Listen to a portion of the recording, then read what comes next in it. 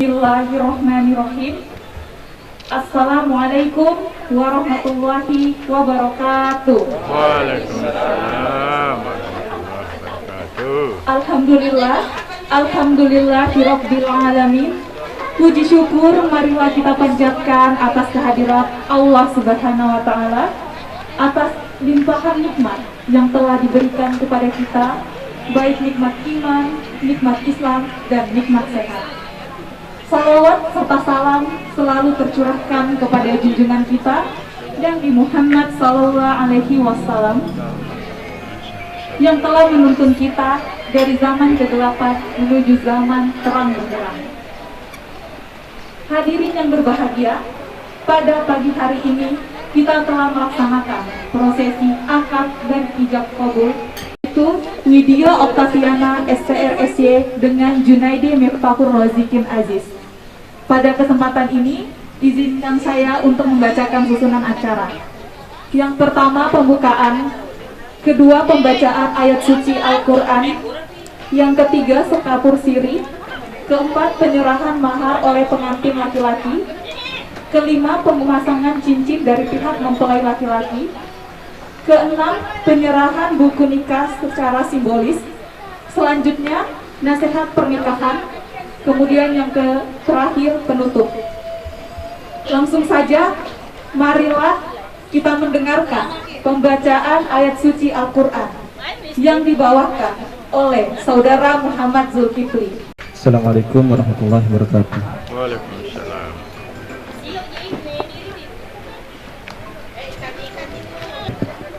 أعوذ بالله من الشيطان الرجيم. بسم الله الرحمن الرحيم. يا أيها الناس اتقوا ربكم الذي خلقكم من نفس واحدة وخلق منها زوجها وبث منهما رجالا كثيرا ونساء واتقوا الله الذي تساءلون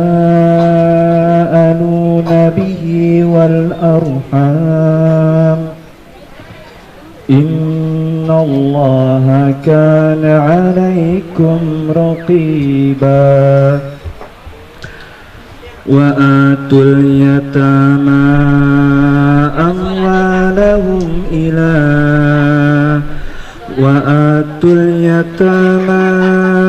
أموالهم ولا تتبدلوا الخبيث بالطيب ولا تأكلوا أموالهم إلى أموالكم إنه كان حوبا كبيرا. وإن خفتم ألا تقسطوا في اليتامى فانكحوا ما طاب لكم من النساء مثنى وثلاث ورباع. فإن خفتم ألا تعدلوا فواحدة أو ما ملكت أيمانكم ذلك أدنى ألا تعولوا. وآتوا النساء صدقاتهن نحلة فإن طبن لكم عن شيء منه نفسا فكلوه هنيئا مريئا. ولا تؤتوا السفهاء أموالكم التي جعل الله لكم قياما جعل الله لكم قياما وارزقوهم فيها واكسوهم وقولوا لهم قولا معروفا صدق الله العظيم. Assalamualaikum warahmatullahi wabarakatuh. Allahumma arhamna bil Quran. Terima kasih kepada saudara Muhammad Zulkifli. Kemudian kita masuk ke acara selanjutnya, yaitu Sekapur Siri dari mempelai perempuan yang dibawakan oleh Bapak Muhammad Ali. Kepada beliau dipersilahkan. Bismillahirrahmanirrahim. Assalamualaikum warahmatullahi wabarakatuh. Waalaikumsalam. Alhamdulillahi rabbil alamin. Wassalatu wassalamu ala asrafil anbiya'i wal mursalin Sayyidina wa maulana Muhammadin wa ala alihi wa ashabihi ajma'in, amma ba'd. Alhamdulillah, segala puji bagi Allah yang pada hari ini kita telah menyaksikan bersama pernikahan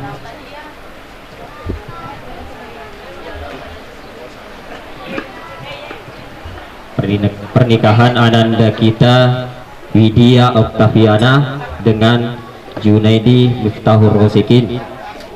Alhamdulillah, tadi telah dilaksanakan sah secara agama dan sah secara negara. Kami dari mewakili dari mempelai perempuan mengucapkan banyak terima kasih kepada seluruh keluarga yang hadir untuk menyaksikan proses pernikahan ananda kita. Kemudian kami juga mengucapkan selamat datang kepada mempelai laki-laki ya, yang mungkin jauh-jauh dari Kabupaten Berau. Yang mempelai laki-laki yang mana? Oh, keluarga mempelai laki-laki, alhamdulillah lumayan banyak. Karena ini adalah perpaduan antara suku Jawa ya Pak ya dengan suku Bugis. Di dalam suku Bugis ada satu pepatah yang mengatakan Enreki Mei Ribolae terjali tatapere banda masing-masing, yang artinya bahwa silakan masuk ke dalam rumah kami, tidak ada karpet, tidak ada permadani, hanya kasih sayang. Ya, itulah mungkin pepatah yang kami sampaikan. Kemudian kami berterima kasih kepada seluruh hadirin wal hadirat yang hadir pada hari ini. Kemudian mari kita sama-sama mendoakan kepada kedua mempelai, semoga pernikahannya diberikan berkah oleh Allah Subhanahu wa taala. Amin. Kemudian bisa langgeng sampai kakek nenek dan semoga dipercepat mendapatkan momongan. Amin ya amin ya rabbal alamin. Kemudian yang terakhir, kami atas nama keluarga mohon maaf yang sebesar-besarnya apabila dalam proses akad nikah ini ada hal-hal yang kurang berkenan, ada hal-hal yang kurang dalam penyambutan kami. Kami mohon maaf yang sebesar-besarnya.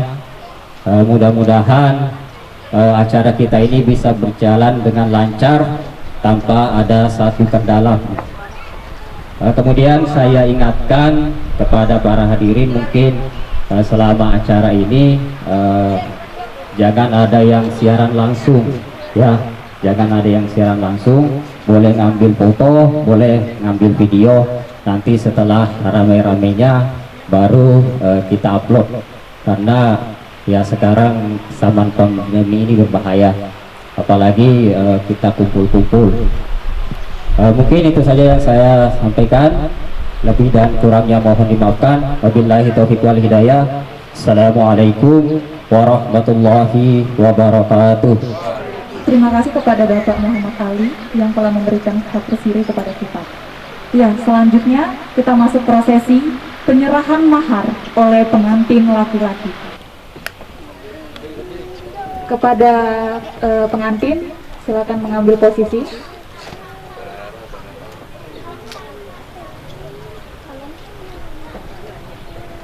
Silahkan kepada pengantin pria merekatkan.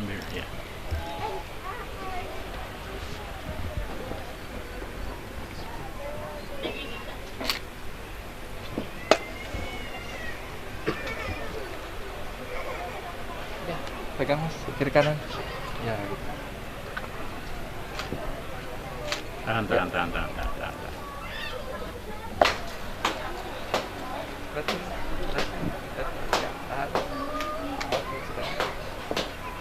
Pemasangan cincin dari pihak mempelai laki-laki.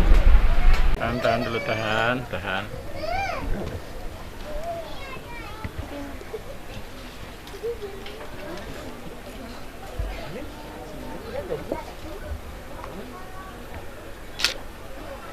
Ya, tahan dulu foto. Tahan. Ya, tahan dulu. Iya, oke.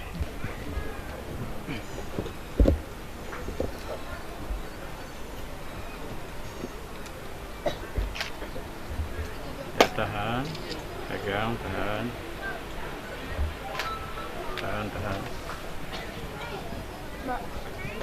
Ya, oke. Bosan jabat tangan. Ya, itulah tadi penyerahan mahar sekaligus pemasangan cincin. Kita lanjut ke proses selanjutnya, yaitu penyerahan buku nikah secara simbolis oleh Kepala Kantor Urusan Agama atau yang mewakili.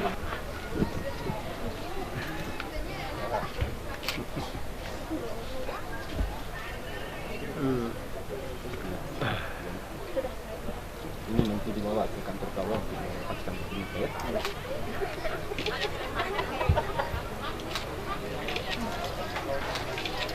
Jadi ya, balik dikit badan. Ya. 1, 2. Tahan. 1, 2. Oke.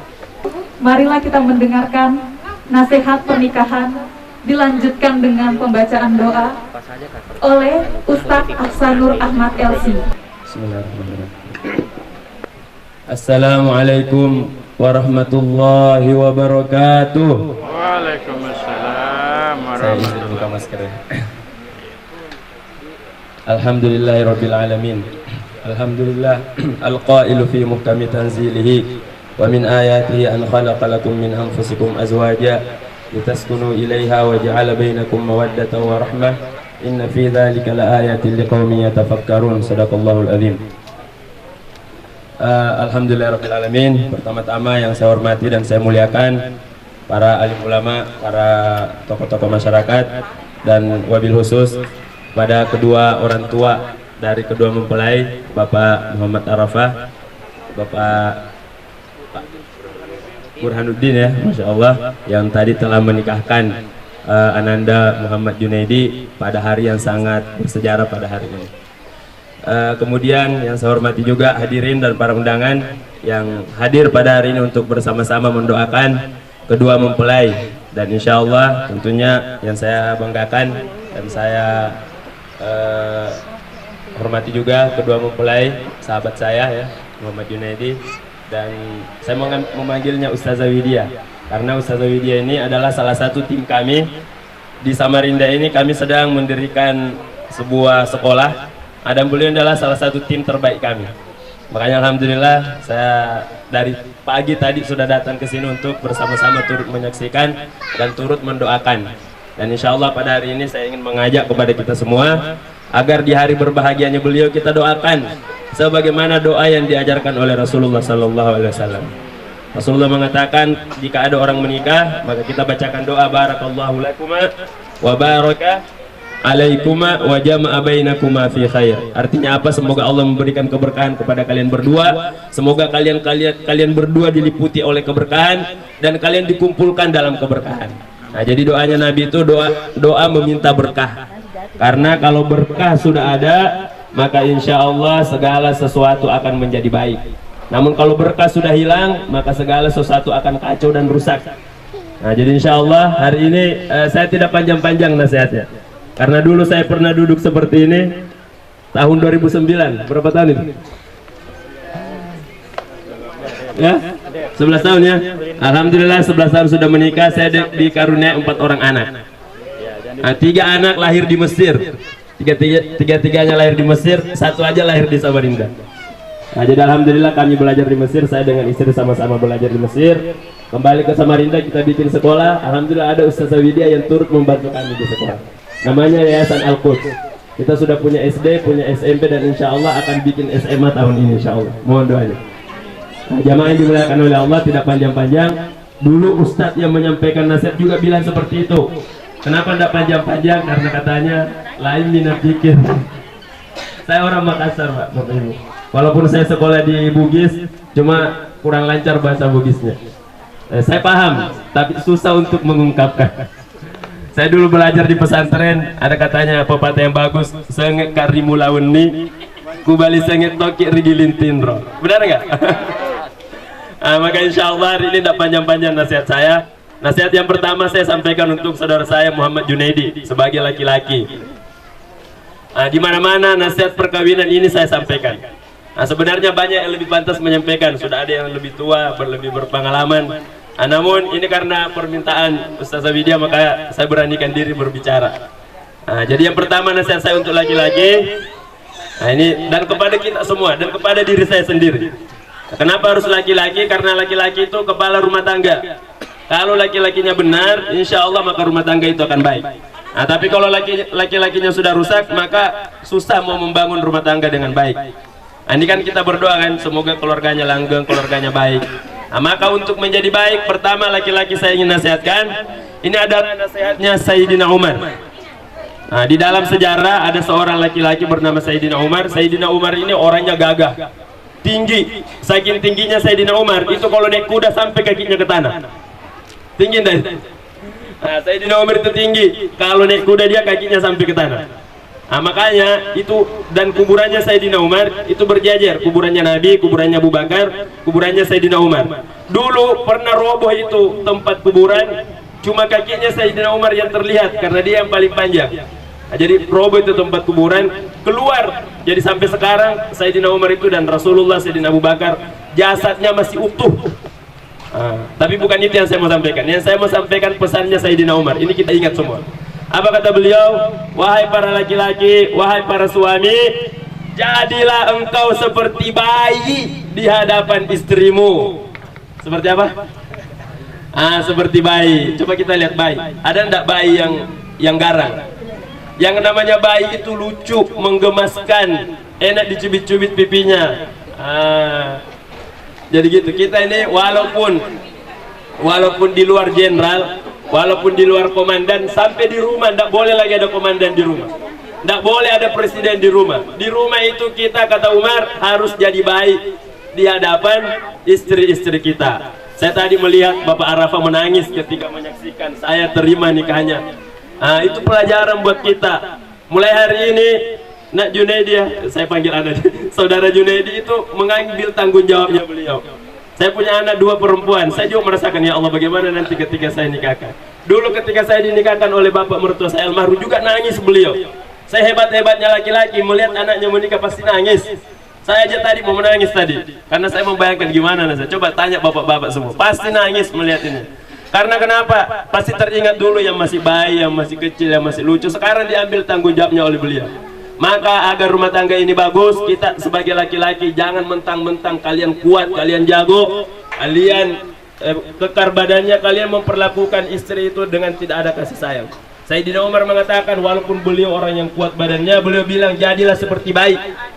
Nah, makanya suatu ketika ada orang datang mau melapor sama Umar. Wahai Umar, dia mau datang melapor. Kenapa? Karena istrinya katanya suka marah-marah, suka ngomel. Dia mau datang melapor sama Umar. Baru mau masuk di rumahnya Umar, ternyata dia dengarkan istrinya Umar marah-marah juga. Kata dia, nggak jadi saya melapor. Umar saja yang kekar seperti itu dimarahi sama istrinya, apalagi saya. Akhirnya dia pulang. Jadi ini yang pertama. Apa tadi pesannya? Wahai para lelaki, jadilah seperti bayi. Nah, tadi kan dibacakan tuh 3 taklid. Kalau saya salah satunya melakukan kekerasan, melakukan tindakan ini, tindakan itu, maka harganya laki-laki berapa tadi Pak Haji? Cuma 10.000. Laki-laki yang kurang ajar sama istrinya itu harganya cuma 10.000. Iya, karena saking tidak adanya harganya. Nah, jadi kita harus memperbaiki diri kita. Ini yang pertama. Seorang laki-laki jadilah baik, sayangilah istri. Nah, Rasulullah mengatakan, rifqan bil qawarir. Wahai kalian para suami, berlemah lembutlah kepada gelas kaca. Jadi perempuan itu kata Rasulullah gelas kaca. Yang namanya gelas kaca kalau sudah pecah bisa nggak disambung?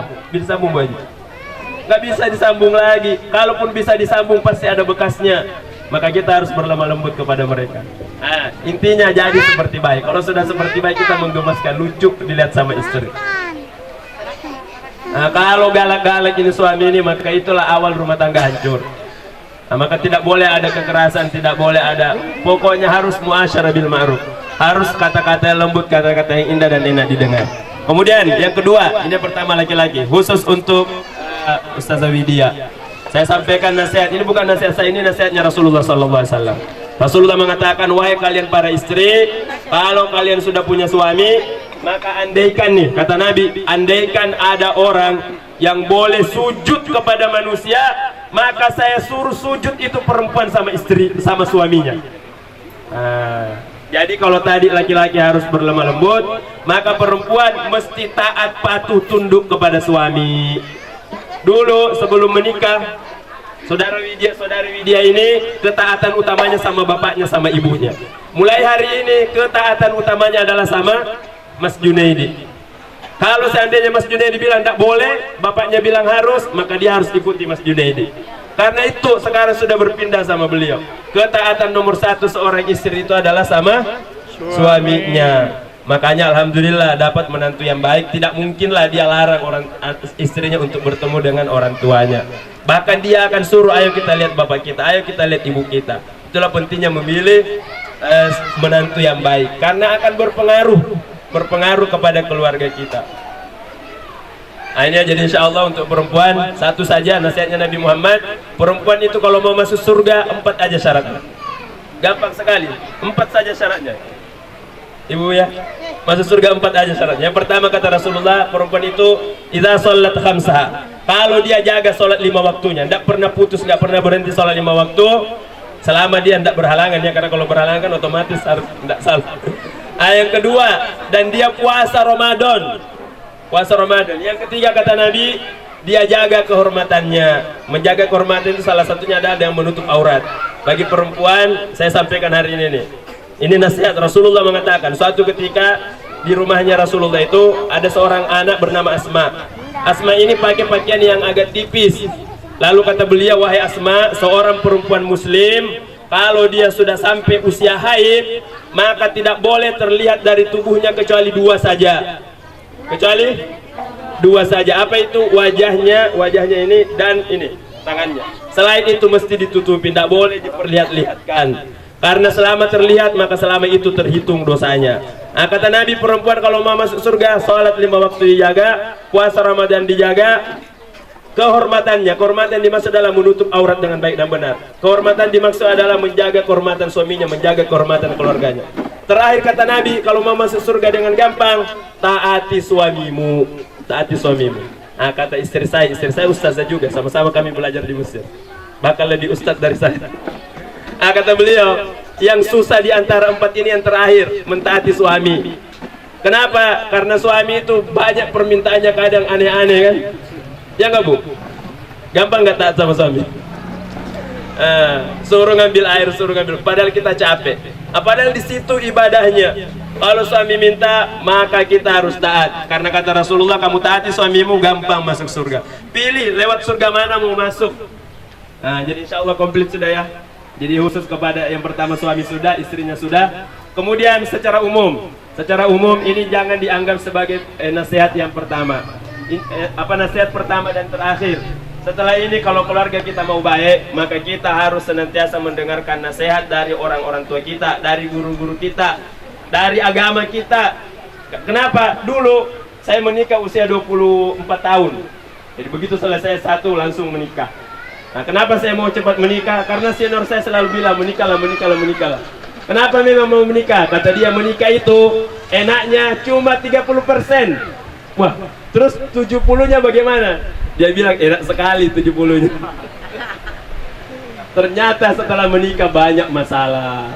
Ada masalah setelah menikah. Siapa bilang nggak ada masalah? Orang kalau selama hidup di dunia pasti ada masalahnya.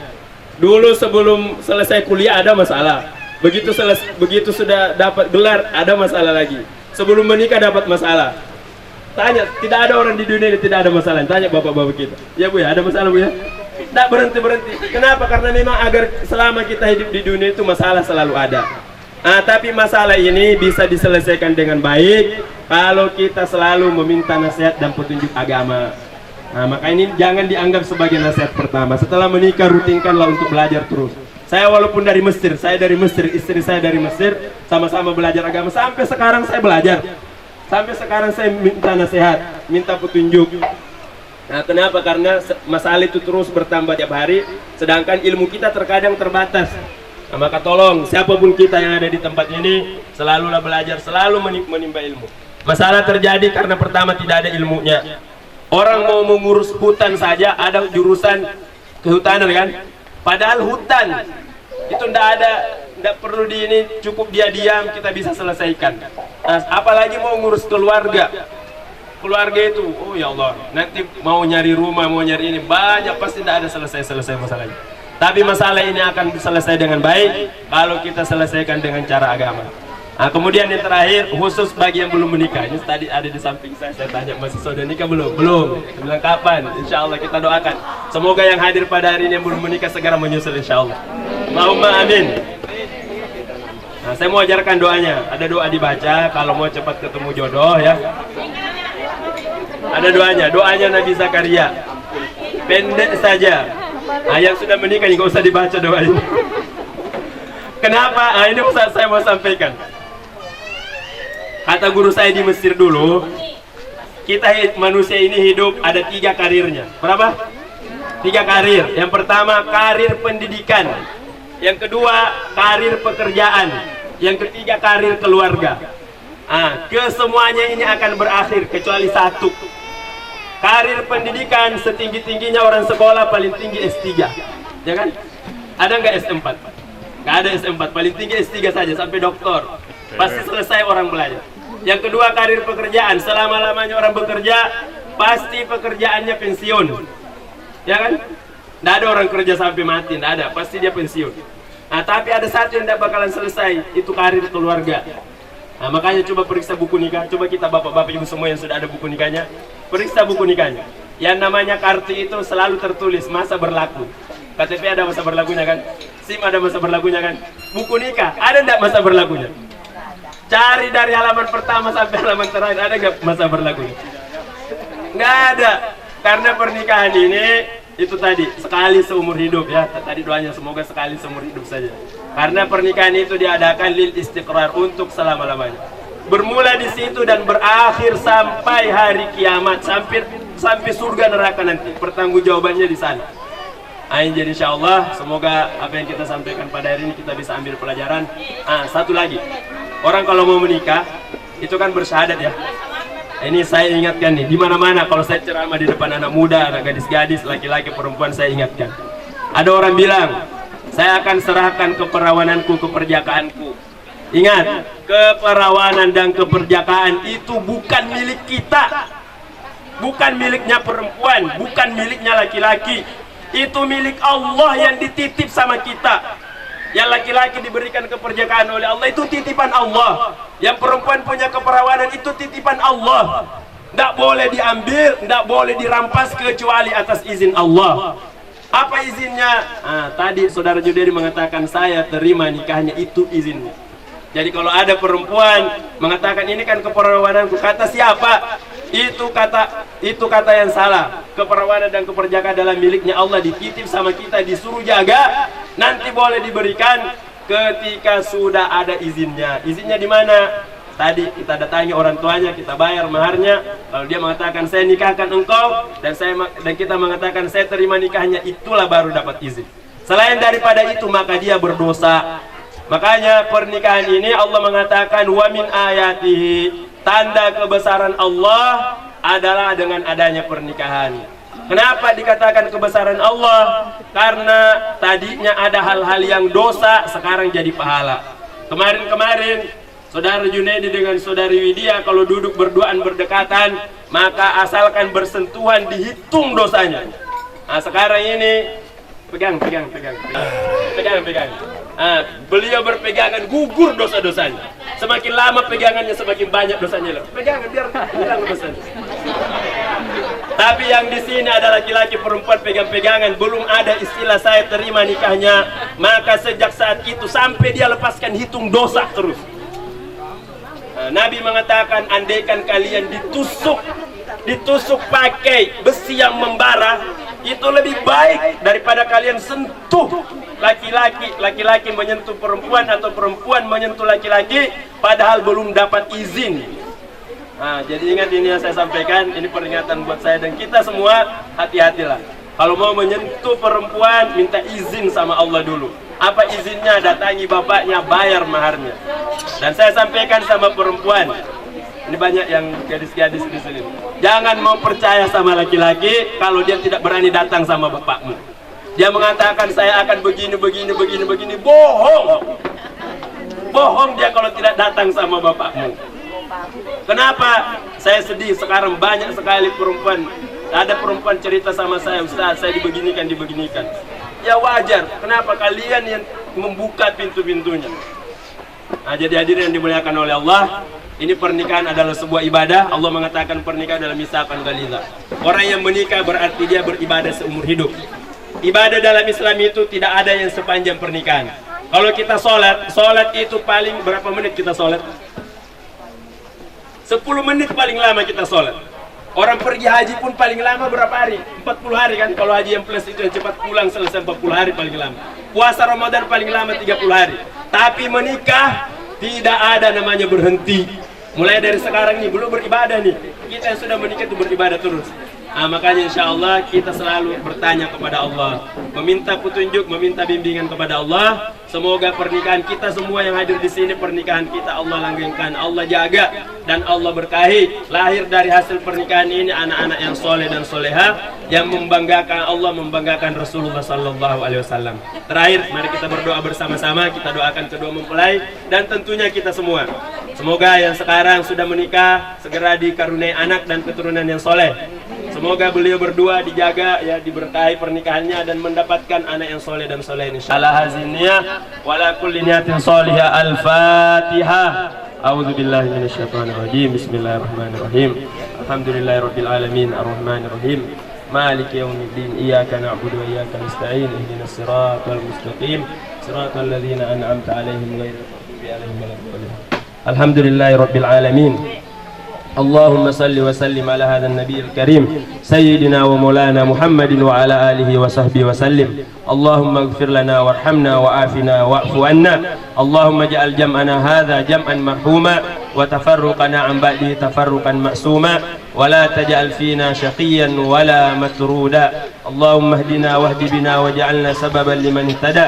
اللهم إنا نسألك بأسمائك الحسنى وبصفاتك العلى أن تؤلف بين قلبيهما. اللهم ألف بين قلبيهما كما ألفت بين آدم وحواء.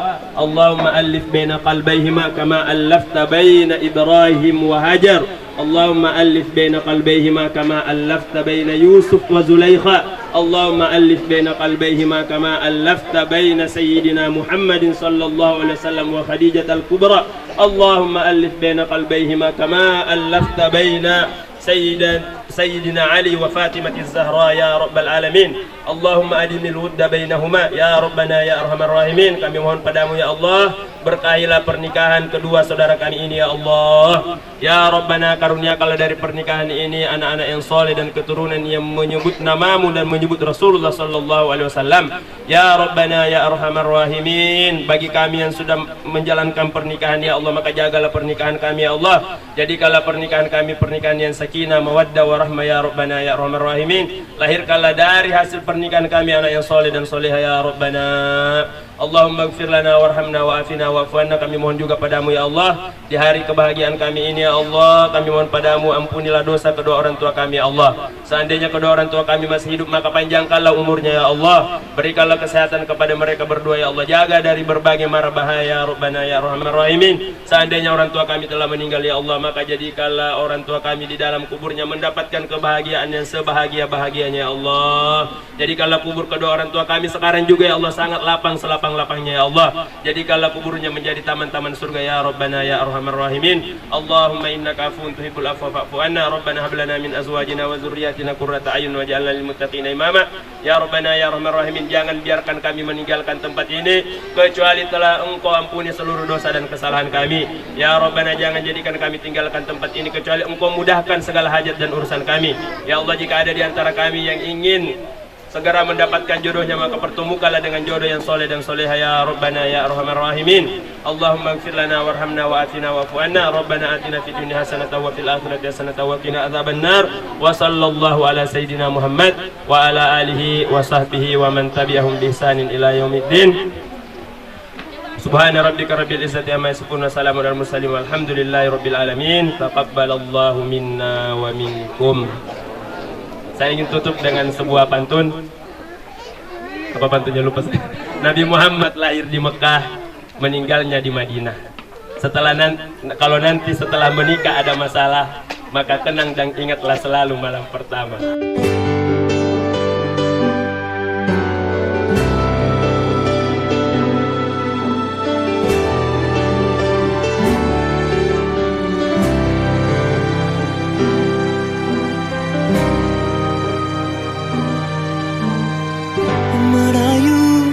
Pada Allah yang tahu isi hatiku, di malam hening aku selalu mengadu. Tunjukkan padaku. Ku aktifkan radarku mencari sosok yang dinanti. Ku ikhlaskan pengharapanku di hati. Siapa dirimu? Dalam kesabaran ku melangkah menjemputmu. Cinta dalam hati akan aku jaga hingga Allah persatukan kita.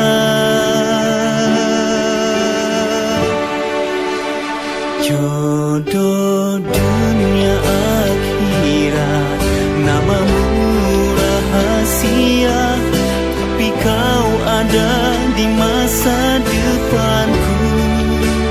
Ku sebut dalam doa, ku ikhlaskan rinduku. Kita bersama melangkah ke surga abadi.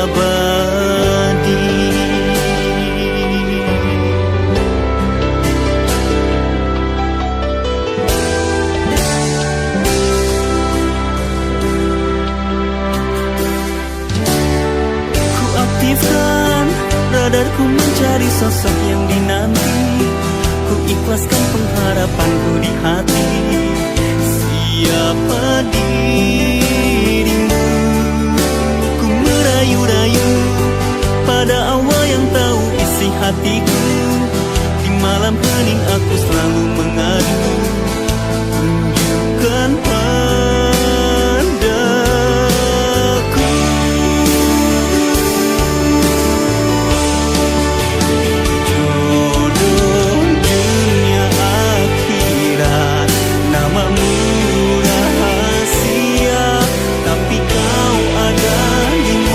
depanku. Ku sebut dalam